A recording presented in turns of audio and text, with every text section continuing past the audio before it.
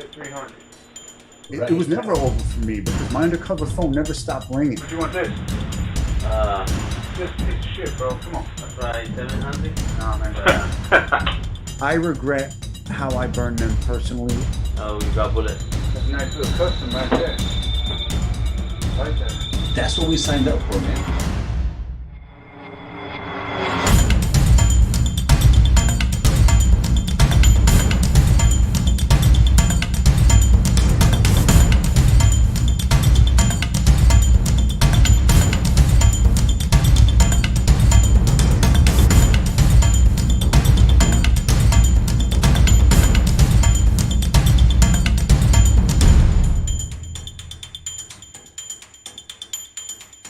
Hey, this is Luis A Pimber. Welcome to Luis A Pimber Speaks. Today, I'm in Texas, man. See the great state of the star of Texas right here. I'm at Bon Daddy's studio. Well, it's a studio, but it's actually an office. These guys are the guys who go out and pick up guys who are out on who skip on their bond basis. That's who these guys are. So I got to meet them. Incredible bunch of dudes. Love what they do throughout Houston and places like Conroe and stuff like that. So I want to thank them for allowing me to be here today in their studio. So right here in the middle of Conroe, Texas is where they're located. Location number 2 is actually in the heart of Houston, I believe. And by the way, make sure you check out their show. It's called Bon Daddy, B-O-N-D, Daddy. It's a reality show type of production. It's pretty cool. A guy named Elliot runs the company. Guys like Joe Cherry, who's sitting over here across the way. He's one of the bond enforcement guys, incredible bunch of dudes. And so very proud to be here and thankful for their hospitality. So thank you guys so very, very much. Guys, we have a very special guest today. And by the way, if you haven't subscribed, make sure you subscribe. Make sure you give it a like. I'm here with Lou Valoze. You might recognize him. Okay, here's how you're going to recognize him. He's got tattoos. He's devilishly good looking. And he's, and by the way, you're always going to find him in a wife beater, usually black or blue in color. That's his look. Lou, welcome, Lou. Thank you so much for being here, bud. Thank you, my brother. We, us Italians, we call this an Italian smoking jacket. We don't use the term wife beater, bro. Just it's an Italian thing. The Italian smoking. Hey, I'm gonna have to get me some, man. There you go. But I'm gonna get some with like this. It'll say Lou Valoze on it, like the Lou Valoze smoking jacket. I love it, man. Hey, Lou. So, I went through some stuff. I read a little bit about your production you got coming up. It's called Storefront Productions. Basically on a book that you wrote. Congratulations, though, by the way, on it winning recently up in Las Vegas Film Fest. And so congratulations on that. Before we get into all those details, tell me about your life getting into law enforcement. What led you into the path of police work? Yeah, Lou, it was like probably yourself and a lot of guys, it wasn't a path that I really intended. You know, I didn't grow up wanting, you know, it wasn't my dream to be a cop or anything like that. I just kind of had lost my way. You know, I had gotten out of college and I had a useless degree in business and no direction. And I was working at a bank, making $9 an hour in New York, in a room with no windows. And a college buddy of mine I played football with had invited me over to his place in the Bronx. And, you know, I'd never met his family or anything before. And I went over there one afternoon and it was his brother's place. And his brother pulls up and he's driving a Corvette and he gets out. He's got the long flowing hair. Now, remember, this is like the Miami Vice days, right? Back then. He's got the hair, you know, he's got an Italian smoking jacket on with a shirt over, and I could see a Beretta 92F in his waistband. And, you know, Italian guy. Mm-hmm. He was a DEA agent. He was working undercover. He was with the DEA. And I just sat there, had a beer with him, talked for about a half hour, and I knew what I wanted to do with the rest of my life, man. I mean, that's how fast it happened. Wow. And, you know, as soon as I talked to him and it came to me, it was like my eyes opened up. I was obsessed and I just started taking tests and putting in and doing all that. That's how it all started. Right on, man. Right on. And from the beginning, did you know you wanted to work undercover? I did. I definitely did. But, I had no experience and I had no law enforcement experience. Like I said, a worthless college degree, but I was a good test taker. I took the test for every alphabet letter agency, for the New York State Police, NYPD, everybody. And I got a call only because I scored high on the test and because they really needed people from the Immigration Naturalization Service, INS, which is now ICE. And I got offered a job as a special agent in Los Angeles with INS. And it was my foot in the door. I didn't know anything about immigration. And it was some of the best years of my life I spent out in LA. I mean, I was lucky enough to get on a LAPD, ATF, INS task force and just get some amazing experience. But it took me about 7 years on the job before I was able to get into ATF and start working undercover. And so, did you pick up some Spanish? Were you in Los Angeles or were you INS? ¿Hablas español? Oh, claro que sí. We did if you were not a native speaker, which I was not, after the INS Academy at FLETC, there was a 3-month immersion, Spanish. And then when you got out and you got to LA, there was no glamour. They put you at the LA County Jail working the release line for all interviewing all foreign born nationals. So it was Spanish all day. And so, which also it wasn't just helping out with the Spanish, but it was kind of learning how to talk to these gangbangers and studying them and learning their ways and, finding out about their culture, how they grew up and all that, which helped immensely once I got on the street. Right. Now you mentioned you kind of just passed over, but you played some college football. Is that correct? I did. Lafayette, man, Division I AA powerhouse. Nice, man. Yeah. Offensive line, no glory. Incredible, man. Incredible. Okay, so you're in INS and you end up making your way over to ATF. I hear ATF does a heck of a job getting their guys set up to work undercover. Like they really go through the process of prepping them along the way. And I've met some incredible undercover ATF guys.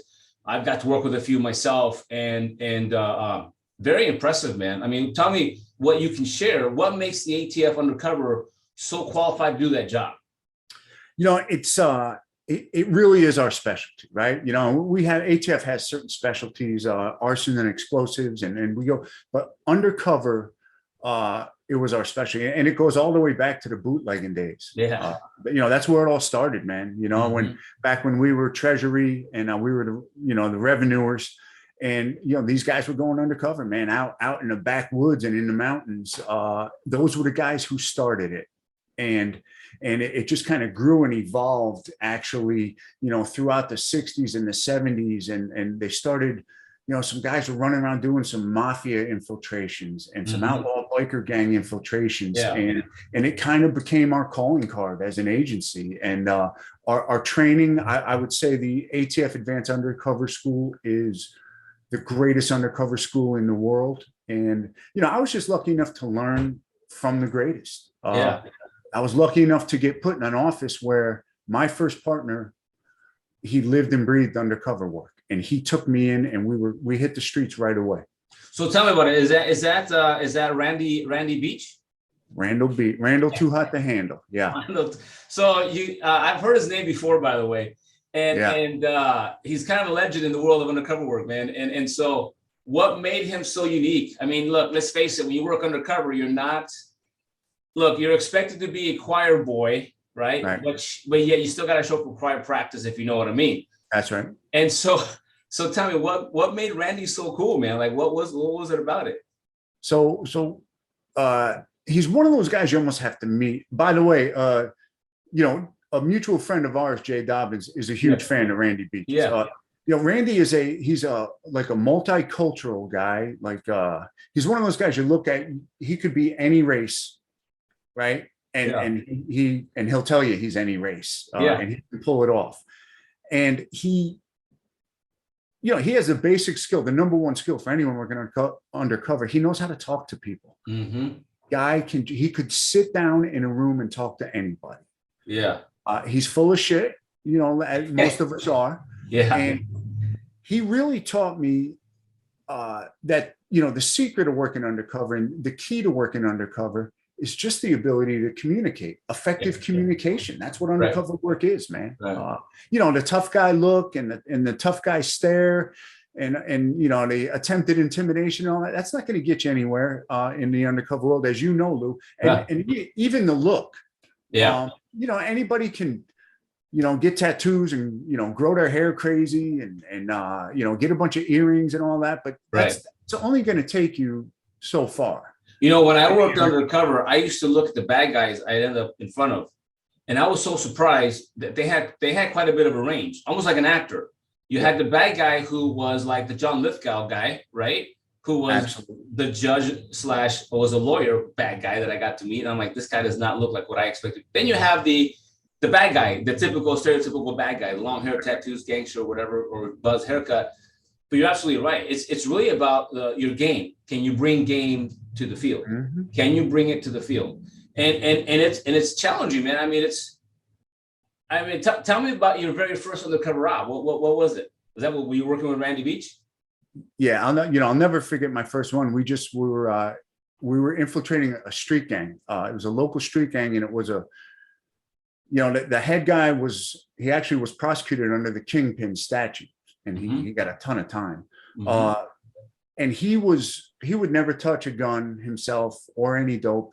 You know, he sent out his crew, different people. Sometimes it was prostitutes, or it was, you know, just gang members or even kids to do the deals. He would be around, but he would never put his hands on anything. Mm-hmm. And my first deal was with the guy was about 6'5", 6'6", huge kid, young, early 20s. And he wanted to meet me at a Crystal, which is, I don't know if Crystal Burger, I don't know if you guys have those out there. It's kind of like, you know, I'm from the Northeast. It's kind of like White Castle up there. Yeah. And just a fast food restaurant in a real busy section of town. And he, you know, we met there, and he wanted to do the deal inside of the stall where the commode was. Mm-hmm. In the toilet, you know, so we went in there, both of us big dudes, and he shut it, and he put the latch on, and I mean, you know how big it is in there, right? And me and this huge dude, and I'm like, man, this was my first gun deal I ever did in my life, and I'm thinking, if this goes bad, I don't have a lot of options, right? I mean, I could barely like move my elbows around in here, right? And I was like, man, this is how it is, huh? I was expecting, you know, like luxury. Yeah, Tubbs and Crockett, you know, and Jay Dobbins talks about this all the time, you know, like out on a yacht doing a big deal. I was in a Crystal Burger bathroom with some huge dude, and I was buying it was a stolen, it was a Raven. I don't know if you ever remember those guns. They were popular years ago. Yeah, it was a 32 caliber Raven. It turned out being stolen, and you know, he pulled it out, and the deal went fine. Like I said, if it had gone south, I mean, I would have been fighting for my life in a toilet. And that was my introduction. And I tell you what, I was just hooked. Like at that point, man, I knew this was all I wanted to do. Yeah. That's all I wanted to do. Yeah. Yep. It's like everybody's scared. Everybody's nervous. Yep. You know, but you have to push through it. Your reason for being nervous is because you're a cop. And his reason for being nervous is because you might be a cop and he's a bad guy. Absolutely. But yet you each have your own motivation. His is to make money, and yours is to do your job, you know, and get a bad guy off the street, take a gun off the street. It's you're absolutely, the very first time you step into that world, it can be very, very exhilarating, or for some it's like, that was it. That was pretty awesome. I want to do it again. You know? So you did a lot of that. One of the things you talk about, and I've heard it before, from other people, especially from your agency, is the word street theater, right? And I remember taking part in that as well. Just walking in, meeting with the bad guy, a real bad guy, and then a fake bad guy walks in, and real bad guy gets to see a crime in progress, and then he goes away. Is that what you guys call street theater as well? Brother, it's borderline brilliant, and I loved it. I did so many of them, and again, I take no credit because I certainly didn't come up with it. Guys better than me and before me came up with it, and we're doing it. And you know, Jay Bird was a big part of all that. And we would actually set up. We called it the Mr. Big scenario, where we would bring a guy in. Maybe we might even fly him in on a private jet, or however this, you know, depending on the scenario. Yeah. essentially we were bringing in other undercover agents from out of town to commit a crime in front of real bad guys. All right. And so, you know, a lot of mine that I did, you know, whatever gang I was working, I would offer to them. I would say, listen, I got some bikers coming to town. I don't trust these dudes. I've never done a deal with them. I don't want them coming in here thinking that they're going to one up me. You know, I want to show, you know, that this is my town. And so I need someone to post up security for me. You know, can you guys handle that? And every time, you know, the answer would be, man, that's what we do. Right. So I would actually pay these guys to be the security for a fake drug transaction or a gun transaction.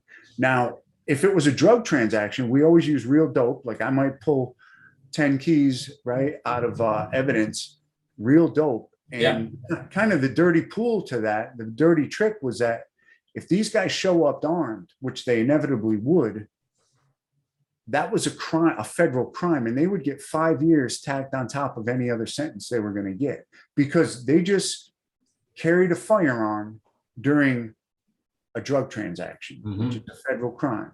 So it's almost not fair, right? You invited them, but you know, we got a lot of, predisposition, dude, absolutely. Because if someone asked me in my real life, you know, to guard a drug deal, I tell them to go fuck off, right? But you know, but that's what they did. So so that was street theater, and we would bring in these incredible guys like yourself, guys from out of town who would come in and they would knock it out of the park, right? We would do the deal. There would maybe be some animosity between us, but you always had to kind of be careful because I was always worried that these guys that I hired, they were trigger happy, right, dude? They were looking for something to impress. They want to impress. Right. They were looking for a reason to pull their shit out and use it. Right. So, you know, you always had to walk that fine line. And it was amazing, even though we knew it was a fake deal, how much tension would be in the air. Oh, yeah. You know, you're introducing some unknowns here. You've been dealing with these guys. Now you're bringing in some unknowns. And again, you don't know how these guys are going to react, but always worth it because the credibility it gave you, especially early on in an operation, you know, the street cred you got, because they'd be like, hey, man, especially I would do maybe I would sell some bikers 20 machine guns. Right. And, you know, we'd let the bad guys, like, you know, we'd actually let them handle the guns and all that. And, you know, they would be guns out of evidence. Obviously, there'd be no ammunition involved or anything. But these guys would leave after that deal and they'd be like, man, these guys are the real deal. I want to be a part of that hustle. They tell their boys about it. And the credibility it gave us was phenomenal. You know, the traction it gave us was phenomenal. It's better than a movie, man. It's better than a movie. Yeah, it was, man. Look, one of the things you write about is, and is very common theme in the undercover world, or at least in our industry, I guess, is undercovers drink too much, right? They burn through marriages, right? They have trouble sleeping at night often, and sometimes they die before their time. You know, I've worked with guys who I was like, these guys were great flipping undercover guys, and they died 3 or 4 years after retirement. It's just the job. Even though you leave the job, the stresses of the job, the psychological effects of the job, mental, to your heart, to your body, just they're always there. You know, so what are your thoughts on that, man? You know, I've talked to a lot of guys about this, and a lot of military guys, a lot of special forces guys. And, you know, it's those guys who have told me, you know, what, you know, the difference between kind of us and them and how they respect us is that, you know, they might go on 4 or 5 deployments in their whole career. Whereas guys like us, we were doing it every day. Right. And listen, and again, I always want to be clear that I'm not complaining or, you know, this was all voluntary. You know, none of my bosses ever came to me and said, listen, you have to work undercover, right? This was voluntary. So I don't ever complain about it. I'm just talking about the reality of what happens to us, right, through these experiences. And what happens, especially when you're like us and you really enjoy it and it becomes who you are, you don't realize how that everything that you're burying while you're doing it, because the stress and because of what you can't show on the outside, and because it becomes difficult, especially during long-term infiltrations, to let go of that persona, even when you're home with your family, even when you're with your, you know, your non-law enforcement friends, becomes difficult to let that go and to keep switching up. You know, it's not acting, right? It's, we're not on a movie set, man. This is real life. Right. And it just becomes hard to drop it. It did for me, right? Yep. I was a hustler, you know, and it was hard to drop it. And, you know, to give up the lying, and to give up even the way you look at people and the way you answer people, you know, always with that edge, it becomes hard. And so after a while, you're a little less of Lou Pimber, a little less of Lou Valoze, and a little bit more, you know, of that undercover identity of yours. And, you know, dude, as years go by, you know, mentally, physically, it'll get to you, man. It's just, it's the way it is. Look, most people, in order to achieve something, they know what they have. They want to have something. In order to have something, they have to do something, right? But in the world of UC work, really what it is if you want to achieve those things, you have to start at B, meaning who do you have to become? So, and then what do you have to do to have X? So Sal Nunziato, who was your alter ego, your UC name for most of the time, who did you have to be? Who is Sal Nunziato? Like, what was that process for you? And how did he evolve in your career? You know, I wanted to keep everything as real as possible and to make my hustle, you know, a legitimate, believable hustle. So, you know, gun trafficking, especially when I came on, you know, was the big priority for ATF, right?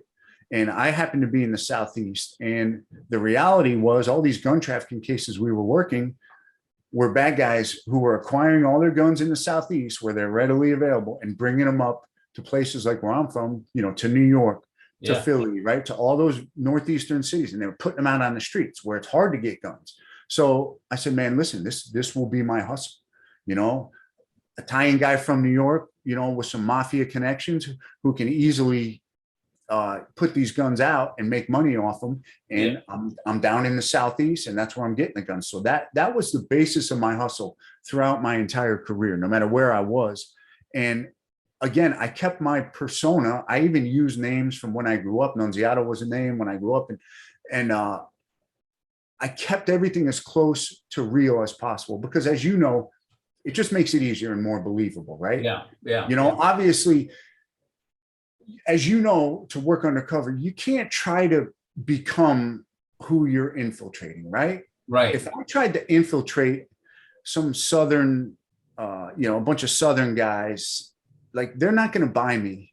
It's not going to happen. The way I talk, the way I look, right? So I kept everything true to myself, and it was more believable. And they said, listen, they looked at what I was doing, you know, after I showed and explained it to them with all the props in, and they were like, man, this guy's got a hustle. He's got a hustle. We want to be part of that hustle. And that's what made it successful, because, dude, I can't, you know, I'm not going to infiltrate, you know, a black gang or a Mexican gang or, you know, a bunch of white Southern boy gang, because that's just not who I am, right? We're not actors. And like we were talking about, just to tie it together, you know, actors don't get PTSD or anything because it's over when they leave the set and they go home. But for us, it was never over. It was never over for me, because my undercover phone never stopped ringing, right? Informants, bad guys trying to set up deals, my boss yelling at me, whatever it was, my phone never stopped ringing. So it was never over for us. You know, we were never really out of role, even when we weren't there. Even though you try to be out of character or out of role, we have to remember that the bad guys are bad guys 24/7. They were bad guys longer than we were playing bad guys. And so it is a challenge. As a matter of fact, to the point you mentioned, I don't know if you ever heard of, his name is Dave Proval. Dave Proval, he was on Sopranos, he was on Shawshank Redemption. I worked with him on a film a long time ago, and I asked him questions. How would you do that part right there? He says, Lou, he goes, how would you do it? If you were in that circumstance right there, and you had to commit this murder right here, how would Lou do it? I was like, damn, it's as simple as it is, but it's the same thing with undercover work. How would how would Lou as Cell hang out with these Southern dudes? Yep. You just bring whatever tools you have to the table, man. You hit it right on the head. You also mentioned a couple other things, man, that we talk about in terms of as an undercover, you have trouble sleeping at night for a number of reasons. You know, and then you burn through marriages, you know, and you miss out on a lot of stuff with your family. You know, at which point in your career did you start noticing those effects? And at which point did you notice them? But then when did you actually start doing something about it? Because you probably noticed them at some point, and then we don't do anything about it until much later, or sometimes when it's too late. Yeah, brother. I mean, the sleep thing came on early. You know, I had my kids and I was missing time with them, and you know, the mind never stops. You're thinking about the case, you're thinking about time you're missing with your family, and my mind never stopped. It never stopped running, which created the lack of sleep. And you know, so what do? You know, well, you turn to medication, right? Yeah, because you can't sleep. And when the medication, you get used to that, and that's not working well, maybe you wash that down with some vodka, right? And which is a natural progression, okay? And but you still got to perform, right? I mean, you still got to perform every day. So as you're getting more rundown mentally and physically because of the lack of sleep, because of the drinking, because of the medication. But what's keeping you going is your adrenaline for the job, what we were talking about. So I think the best way to put it is a way kind of at the end of my career that one of my mentors, Chris Bayless, told me. He said, listen, brother, he goes, you're operating in the red. He goes, you are a car that is in the red. He goes, you're at about 8,000, 9,000 RPMs. He said, between what you're doing on the job and off the job and with the drinking, he goes, you're in the red. He goes, you know what happens to an engine when you stay in the red, right? You know, it burns out, right? You're gonna throw a rod, man. Yeah. He goes, so you have to find a way to get your idle down, to get back to normal. You know, and that kind of hit home, that analogy with me. And I realized, man, I've probably been in the red for, you know, 12 or 13 years. Well, speaking of that, you were doing what in your book, you talk about storefront operations, right? You did that for a number of years, and you and your guys were very successful at it. Yeah. Speaking of that, you talk about a guy named Petey. Yeah. Petey. And I think we've all had that one person, at least. I know there was a guy I met very similar to that, Petey. And what was it that gave you this challenge with it? Was it the betrayal or the befriending part? Which part was it that you feel the worst about? That you befriended him for so long, or the betrayal? It was the betrayal, Lou. It was the realization of the huge mistake I had made. And it really is when you know, it's interesting because that is when I started doubting myself a little bit.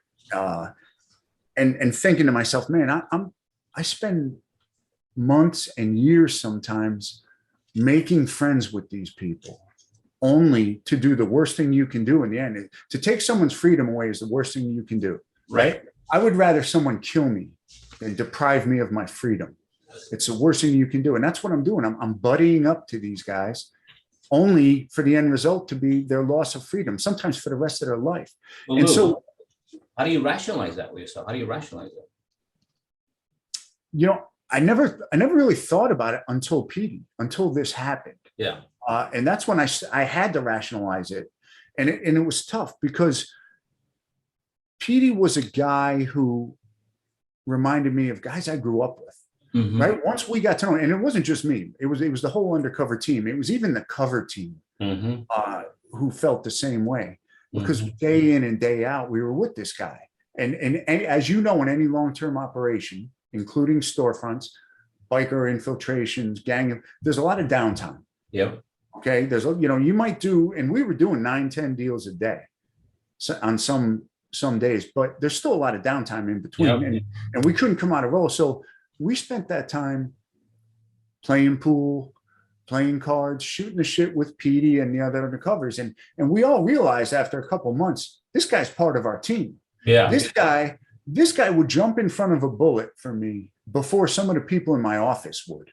Well, and there was a time when he stood in between you and the bad guy, the bad guy was in the probably hurt Twice. you, and he stood in front of you. He stood in front. He says, "Hey, I got this guy. It's a boy." 2 times he did that. Wow. 2 times there was attempted robberies, and he put himself in between me and my undercover partner and the bad guys. Wow. And essentially thwarted the armed robbery. And, Wow. you know, we realize again, I mean, I know you've probably worked with a bunch of people like me. Wow, they wouldn't have done that for me. Yeah.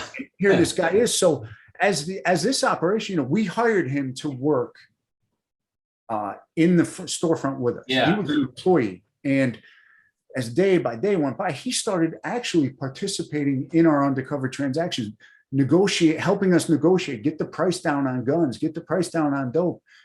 You know, he knew what was going on. He was helping us. And it was just, that's how he was raised. That's the environment he came from. But when we would have these in-depth talks with him during downtime about relationships, you know, about life's problems. Yeah. The guy had incredible insight, and we all started getting a sinking feeling in our gut when that operation started coming to a close. We were like, wow, you know, we're the undercover team here, and we walk away at the end of this operation. Right. Petey's going to prison for a couple decades. Yeah. And he's been a huge part of the success of this operation, but things are about to seriously change. Right. And, you know, when he told us, there came a point during the operation where we were playing pool, and he looked at us and he said, "Listen, I want to tell you guys something." He goes, "You guys are the first white guys I've ever trusted in my life." Wow. And when he said that, brother, like my heart sunk from my chest into my stomach, man. I don't think that's one of the lowest points of my life right then. Right. Even the cover guys, we talked later, the cover team guys said that they almost teared up at that point. You know, and I couldn't help but think to myself, man, what a terrible choice. You know, to trust the first guys you're going to trust are guys who are going to be responsible for you going to prison for the majority of your life. Yeah. There's a lot of people out there like that, man. I grew up with guys like that as well. They just made bad choices, and they just never got out of that funk. And then those amounted to more bad choices. And so it is what it is at this point now. But if you could talk to Petey today, what would you say to them, man? You know, I would love to tell him that it wasn't personal, that it was just professional, but I don't think you can really say that to a guy because it is personal. Yeah. When you actually befriend someone and then burn them in that way, and you strip them of their life, their freedom, it is personal. Yeah. I don't know how I would apologize. How do you apologize after you've taken 20 years from a guy? And I'm not making an excuse for criminality. No, I'm not doing that. I'm not making an excuse. But the human part of that, you asked me about, you know, how I deal with it. The human part of it is that, yes, I was directly responsible for 20 years of his life being stripped from him, you know, and a terrible experience in federal prison, I'm sure. So there's trouble rationalizing that. Yeah, I mean, you're right in your book. You said Petey was a good person, right? There wasn't a doubt in your mind that he had your back, and he showed it more than once. Mm-hmm. Probably more than a lot of guys that you worked with. Yeah. You know, but at some point this operation was going to come to an end, and Petey was going to prison. Yeah. And I think you did. I mean, you helped out when it was all over. I believe you made your best effort to see if we can give him some reduction in time or anything like that, right? But just the judge didn't see through that. Unsuccessful. Yeah, I actually took the stand and I laid out all the help that he had been and how he was partially responsible for the incredible success of this operation. 245 crime guns. Wow. That were bought off the street. And you know, and all the dope. And he was directly responsible for some of that. And the federal judge basically told me that he wasn't doing it because I was a law enforcement officer to help me out. He was doing it because he thought I was a gangster like him. Right. And he didn't give him any break at all. And he got 20 years federal prison. Wow. Incredible. Look, they definitely. When's your book coming out, by the way? So it was scheduled for December. It was supposed to be out, but book printing is way behind, like a lot of things right now, supply chain and all that. So it is definitely a February, late February, early March, without question. So we're still looking at 2 more months. Okay, if you can go back and do your UC at work career all over again, would you do anything different? As far as the actual work, I wouldn't change one thing. Okay. I wouldn't change a thing. Any regrets? Yes. Guys like Petey, some of the other guys that I did these long-term deals on, I regret how I burned them personally. I'll just give you one more quick example. There was a guy in Chicago. It was actually a mafia, they call it the outfit up there in Chicago. It was an Italian mafia / outlaw biker case where the mob was using some of these outlaw bikers to do some of their dirty deeds, their bombings, their murders. And I had one particular guy who it was my assignment, to get in with him and to start making buys and all that. And it took a long time. He was a super careful guy. He was not a convicted felon. FBI had sent like 3 different CIs after him, and he had sniffed them all out. So I had to put in a lot of time on this guy. And it just came to one night, and I didn't even know it was his birthday, where he invited me out. We were at a strip joint, and we were sitting there pounding. He drank Jaeger bombs, which I hated. And we're sitting there doing shots, and he looked at me and he said, listen, he goes, I can't even trust the people I grew up with. I can't even trust the people around me that I grew up with, man. He said, it's my 40th birthday. He said, and I appreciate you being here with me. And, we're doing a salute and doing the shots. And I'm thinking to myself, this guy, he's out with me on his 40th birthday, confiding in me, trusting me. He's only known me at that point for like 8 months. And he's thanking me for my friendship and for my trustworthiness. Right. And what, in the end, I mean, he got sentenced to 60 years in federal prison. In the end, I'm partially responsible for him going away for the rest of his life. And although he was a bad guy, he was a good father. He was a good husband. He had aspects about him that were positive. And man, again, hard to reconcile, when you look back on it. If you don't feel bad about that, even though he's a bad guy and we have a job to do, you're not human. You're absolutely right. That's like the I guess the emotional side of it. The logical part says, well, thank God for men like you and other men like you, like what we did, that we're out there and having to endure that. Somebody has to carry that weight, that burden, so that people remain safe, so that our children are safe, so that just society is a peaceful, safe society. That's what we signed up for, man. That's right. And so again, Lou, I want to just stress to you that, like you, I don't make any excuse for their criminality, man, because they are responsible for their choices. The guys that me and you worked on, they chose that life, man. And they chose to sell dope, to put guns on the street, whatever they were doing, they chose. And I'm not making excuses for it. All I'm saying is there comes a point when me and you, after we do what we did, where it's still man to man. And it's still human interaction. And there does come a point where eventually you start thinking to yourself, man, that might not have been totally cool the way I did that. Sure. I can't help but think that. But you know what? In the criminal world, that exists as well. Look, sure. You know what? I love you, but orders are orders. Lou, I love you, but the boss spoke. Lou, I love you, but you're out of line. Yep. And so, true. But hey, look, we're the good guys. We wear the white hat, and we have to live with this. And we give up a lot. Our families suffer a lot. We sacrifice a lot. And I want to thank you for your service to our community, man, to our nation, to ATF. And you work with some incredible people. What's next for Lou? So, brother, I have my book coming out, Storefront Sting, an ATF agent's life undercover. It's available for pre-order. You can go on Amazon, Barnes and Noble, Target, just about anywhere. If you just Google Storefront Sting, it'll come right up. $19.99.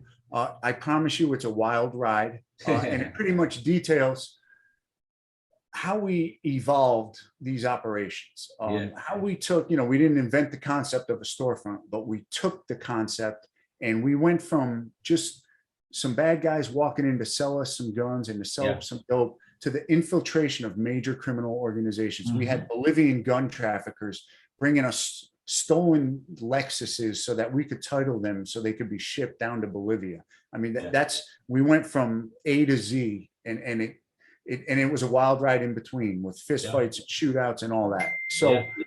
So I got the book coming out. It was just optioned. A company called LBI has purchased the book, and they're looking at possibly a Netflix type series off it. Nice. And working on a reality show with the Narcos guys, Javier Pena and Steve Murphy, which I would love to include you in, brother. Hey, thanks, man. I got questions for Javier Pena, man. I got questions for us. Oh, I love that guy. So, will Sal ever make a comeback? Sal Nunziato, is he ever going to make a comeback in a different character? No, Sal died. Sal died in November 2016 when I retired. That was the end of Sal Nunziato, and I turned the page on that, and it's a new chapter. And Lou Valoze is all that's left, brother. Right on, brother. I know you got a wife and two beautiful young ladies, two girls, right? Two daughters. I got a boy and a girl. A boy and a girl, right on, man. So you're blessed, man. I appreciate you. I know you're in New York right now. You don't live there, but you're visiting with family. So I appreciate you taking the time to meet me today. Thank you so very much. I look forward to reading the book. Thank you for what you did send me to take a look at. I loved it, man, and proud to know you. And give a big hello to Bootsy. I got questions about the highwayman. That's what I want to know, how he got hooked up with the highwayman. That's what I want to know. Yeah, we'll talk later about that. Yeah. All right, guys. Hey, thank you so much for being here today, guys. This is Lou Valoze, Storefront Sting. Make sure you look up that book and get your copy, and I'm sure Lou will sign it for you. Hey, is there a picture of you with your muscle shirt on there? I'm sorry, with your Italian smoking jacket on there as well? It's in the book. Hey, sure. I'm sure the girls will love that, man. All right, Lou. Thank you so much. Appreciate you. Like, subscribe, and share. Have a great day. Thank you, brother. Yeah, buddy. Of course.